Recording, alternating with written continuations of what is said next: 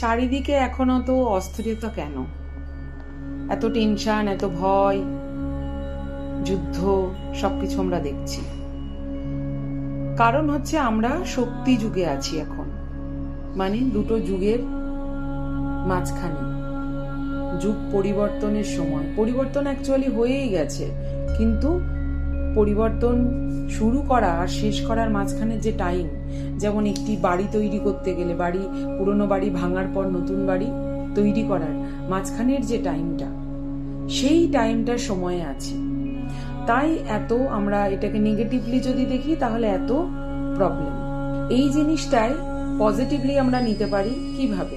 শান্ত থেকে, নাউতে থেকে। আমাদের কাছে আগের সময় নেই, পরের সময় নেই, কালও নেই, আগামীকালও নেই, গতকালও নেই। আমাদের কাছে শুধু নাউটা আছে, এই সময়টা, ঠিক এই আজকের এই টাইমটা। তো আমরা কি করতে পারি? ফোকাস থাকতে পারি নিজের কাজে, নিজের আধ্যাত্মিক প্র্যাকটিসে। সেটার জন্য আমাদের কি করতে হবে?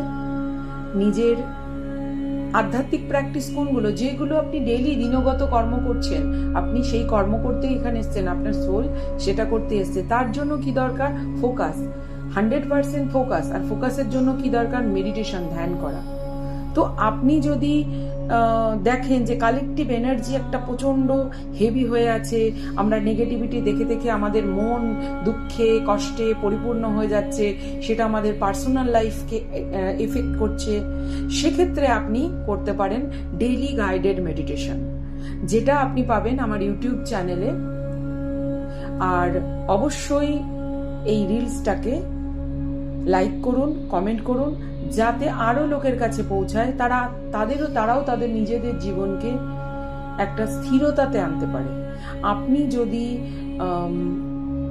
ডেইলি গাইডেড মেডিটেশনের লিংক চান, জাস্ট 15 মিনিটের মেডিটেশন, খুব সুন্দর শ্বাসের ওপর মেডিটেশন আপনি করতে পারেন, ডেইলি বাচ্চাদের করাতে পারেন, বাড়ির প্রত্যেকটা মেম্বার করতে পারে। কমেন্টে অবশ্যই লিখবেন যে আপনি কি এরকম ফিল করছেন, তাহলে আমি আপনাকে কমেন্ট করলেই আমি আপনাকে সেই লিঙ্কটা শেয়ার করব। Thank you.